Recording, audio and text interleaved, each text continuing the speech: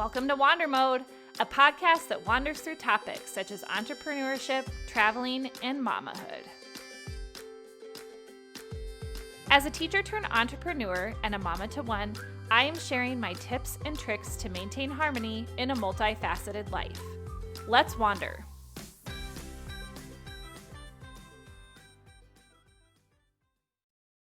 Welcome back, Wanderers. Thank you for joining me for another episode of Mom Boss in Wander Mode. I am your host, Julie Thomas, and I'm actually really excited because today I am going to tell you about how I am using my passion for design in my everyday entrepreneurship journey in the vacation rental industry. Last week, I chatted with Kate Schilling from Home Rework. In case you missed the episode, Home Rework is a small business that is turning spaces and homes into reflections of their owners. And as I was sitting there listening to Kate share her story, it sparked so many memories for me of how my love for design has also become a source of income for my family through vacation rentals. As far back as I can remember, like even specifically in high school, I dreamt of becoming an interior designer. And although teaching ultimately became the calling that I followed, that passion for design just never really faded. I see it play out in so many different aspects of my life. I see it in how I created the worksheets for my students. I could see it in how I designed my curriculum and even how I wanted my classroom to be organized. I especially saw it in the 15 years of marriage with Ben, in which we have moved 5 times. Yes, you heard me right. We very clearly like to move, but every single time we moved, what was awesome is that I was able to transform each space to reflect a slightly different chapter of our lives. And it really fed that desire in me to design. When I think back to our very first house, that house was real rough. We had purchased it from a bank because it was in foreclosure. And in that house, I really leaned on having as many colors as possible. I kind of created this rainbow palette of colors that as you moved throughout the house, you saw a different color in every single room. It was insane now that I look back on it. But those loud colors on the wall very much mirrored the energy and passion and willingness to take on the world that a lot of us exude at that young age, right? The world was our oyster at the time, and we were dreaming real big. From there, we moved into a second home, and this house was a quaint little 850 square foot cabin on a lake that's just outside of Minneapolis. And the cabin was adorable. It was just the right amount of space that we needed. And in that home, I really leaned on these light, airy gray tones with white trim and beachy decor. And as I reflect on it sitting here today, I think I was really trying to bring a calm and serene aspect to our lives. That was a real rough patch in our marriage that lasted several years. And I think I was trying to create this environment around us that would give us an escape from that inner turmoil that we were feeling. When we moved into the townhome, that was really a shift for us in going back to our values and reconnecting. And when I look at that space, it was covered in shelves with artifacts from our trips because we had gotten back into traveling. We had pictures up on the wall from all of our adventures, and we were really surrounded by what we valued. And that was this moment where our environment was an actual reflection of us reconnecting after those really rough years. Fast forward to today, and our house looks very similar to how our townhome did, in that it has a lot of artifacts and art from our adventures together, but now it's coupled with things that my toddler needs. And we have tables that are toddler height, and they're covered in crayons and coloring books and stuffed animals, and we have bins of toys, and we have a playroom. So our space today, again, reflects that now we are a little bit of a bigger family unit. We have a lot more going on, and we're sharing space with a 3-year-old, which means we have to make some concessions in terms of what we're going to have space on the walls for that we love and things that she loves. Going back to that conversation with Kate, one of the biggest reasons that her story resonated with me is that she is using her passion for handiwork in order to design spaces that mirror the lives and values of her clients. That is something that they are lacking in their current space, and they work with Kate in order to reconnect to that space. And I cannot help but think how the spaces in which we live are these beautiful reflections of our lives. And what a gift when you are invited, because it's your job, to come into someone's space in order to improve on what they have going on currently. I get to do that now on a day-to-day basis with our rental properties. And it was something that I had never really made the connection of prior to talking with Kate. But all of a sudden it was this epiphany for me of like, oh my gosh, I'm using my love for design just like Kate did. And now I'm using it in a professional capacity because I am designing and curating spaces that our guests need at our rentals. So on a day-to-day basis, I am channeling the needs and desires of other people that are vacationing at our locations. And I am turning these projects, these houses, into additional income for my family. And I thought I need to tell this story because I don't know that I've ever really gone in depth as to how we got into the vacation rental industry to begin with. If you go back to 2014, we traveled a lot to the West Yellowstone, Montana area. We loved going out there in order to snowmobile. And vacation rentals were really our thing. And at the time, there were not a lot of vacation rentals to be had. It is nowhere near what it is today. We had an absolutely disastrous experience one holiday with our families where we stayed in this rental that had frozen pipes because they had a hole in the bathroom wall. They had saggy, dingy furniture that didn't even allow all of us to sit in a space and enjoy time together. We had ceiling tiles missing, which then caused mouse poop to be on the kitchen counters. It was gross. And you're standing there thinking, how is somebody making money from renting this? And how was I duped into spending my well-earned vacation time and my hard-earned money for this, right? How am I paying for this to be part of my experience out here in West Yellowstone? We thought we can do this better. We could actually give somebody a space that when they come and stay, they feel like, wow, this was part of my dream. So at the time, I was a teacher. Ben was an IT consultant. We did not have a lot of extra money. We had enough money to pay our bills, to take some adventures together, but we were not great about saving at the time. And we knew that we needed to make a pivot and really start figuring out how we could adjust our budget to save some dollars.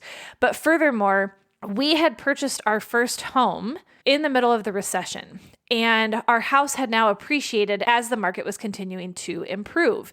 And so we had some equity there. We took out a home equity loan, used a little bit of money that we were able to save, and we started working with a realtor to find a property that we could invest in.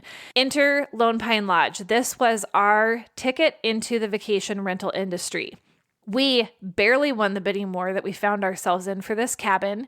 It had been used as a vacation rental prior, but it was very evident that the owner was not involved or invested in improving that space for the benefit of the guests. It was tired, and it was being run by a property management company at the time. So we took it over. We brought in a hot tub. We took out an interest-free credit card in order to fund purchasing furniture and appliances and upgrading the interior of the house, stocking the kitchen, doing all the things that we've done every single time we've purchased a property. We think about the fact that if we were visiting a location and we were staying in one of our homes, what would our expectation be and what would allow it to be part of our dream rather than just this roof over our heads as we were living out this adventure. And so we have this cabin, and we list it on VRBO, and we're kind of just keeping our fingers crossed that this is going to go well. And fortunately, it does. The bookings start coming in. People start giving us all sorts of great feedback about how they love the spaces, they love the design, they love the well-stocked kitchens, and it honestly could not have been more rewarding to have put in all that time and energy into flipping that house into what it was, but also knowing that that financial risk that we were taking at the time was going to pay off. We started seeing increased bookings, repeat bookings, and our profit was growing. And that ultimately led us to being able to purchase a cabin just down the road called Pine Mountain Lodge. Now, this house had not been used as a rental prior, and it had a ton of structural issues. But after navigating a new roof and a new septic tank and replacing some of the flooring on the main level, we were able to really make it shine and sparkle as an option for potential vacationers to the area. And really, it's become a traveler favorite. It is so Montana with this barn design and this big, massive garage that you can use during snowmobiling season. It really is a gym. Now, on the management side, I'm not going to lie, that cabin is probably the home that has required the most energy and fixes on our end, but the guests love it.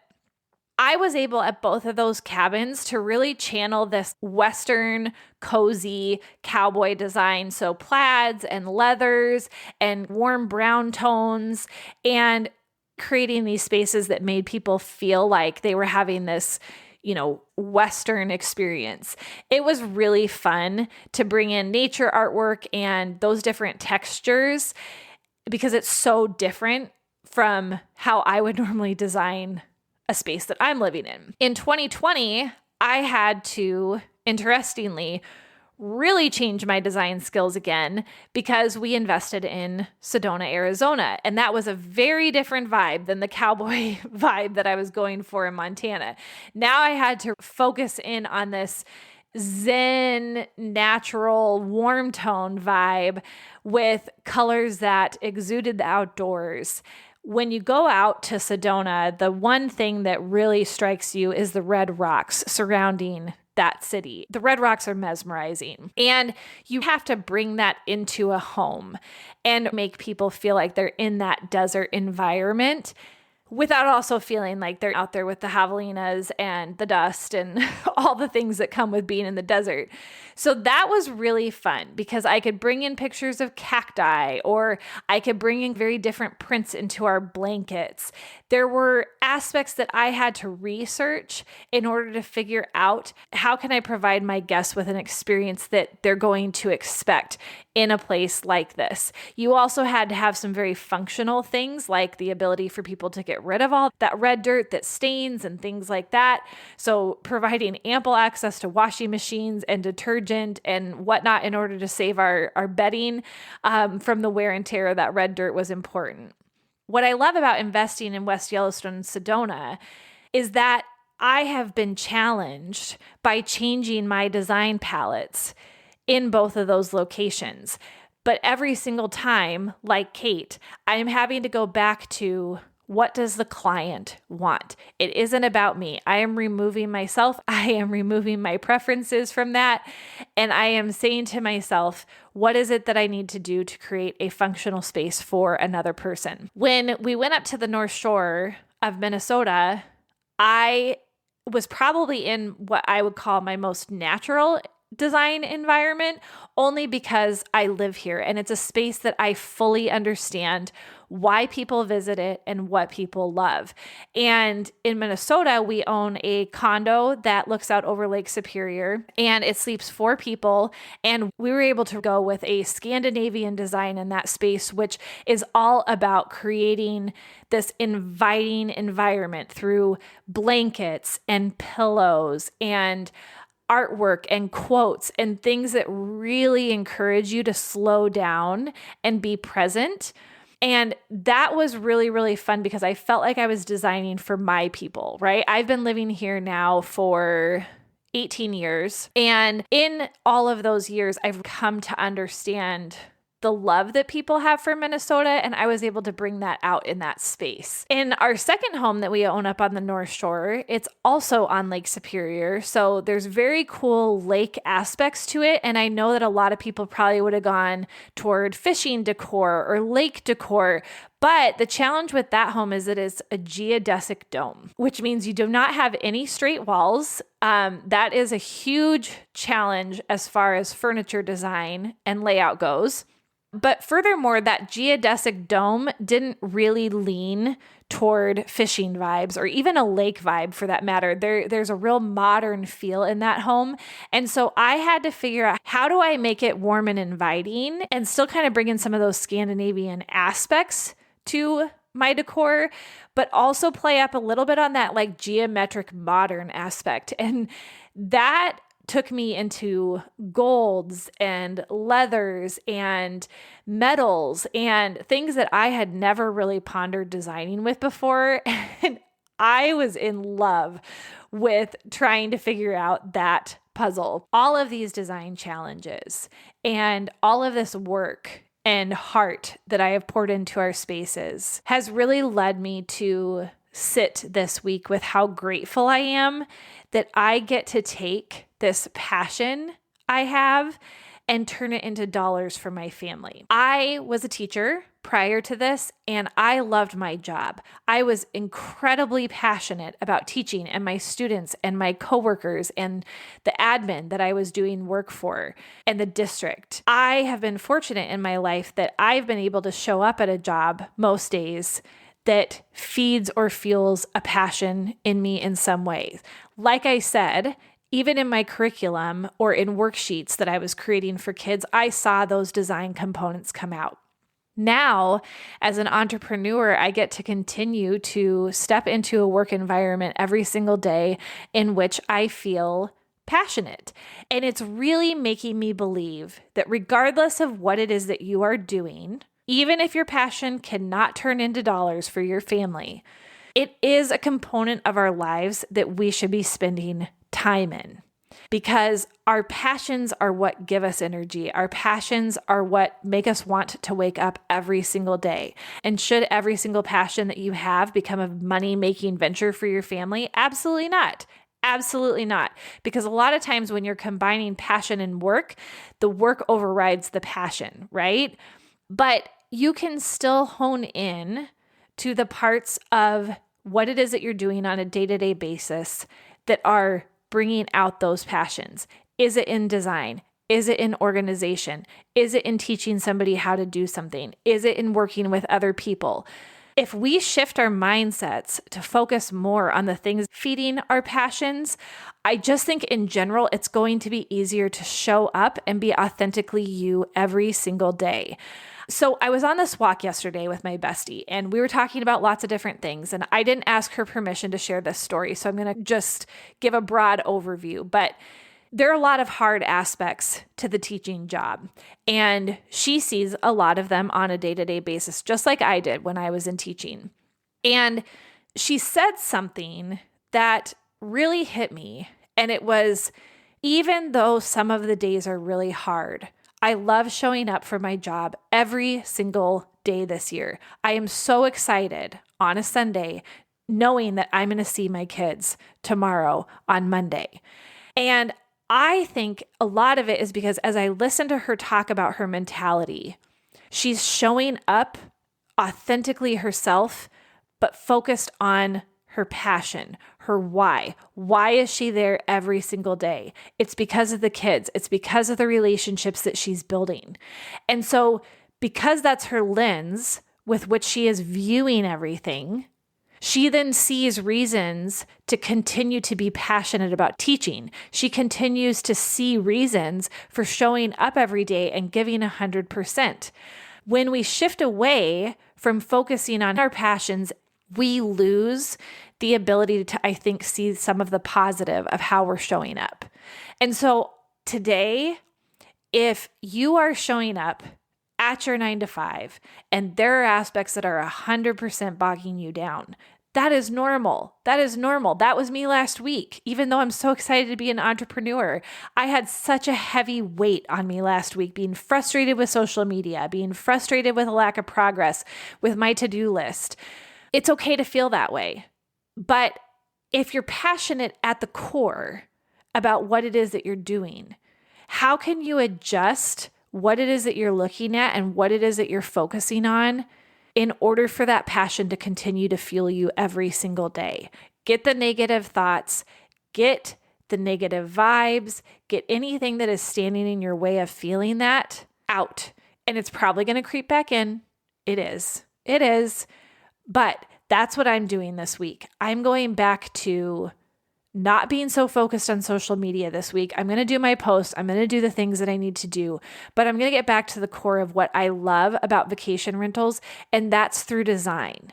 And I can do that as I'm building this course because I'm getting back to teaching something that I'm passionate about. And I'm going to focus on that this week because I know that's going to fuel me to then do a lot of the things that are a struggle about the position that I'm finding myself in right now. I hope that you were able to take away some little nuggets. I loved sharing a little bit of my story of how we ended up in vacation rentals. And I want to continue to share that story with others so that they can understand the power that when we do something that starts with passion first, it's going to create a ripple effect across the rest of your life. If you wandered to this point in the episode, thank you for listening to the Wander Mode podcast. Please leave a review and subscribe. You can follow me on Instagram and Facebook at wandermodeco. Reach me by email at julie@wandermode.co. Until next time, wander on.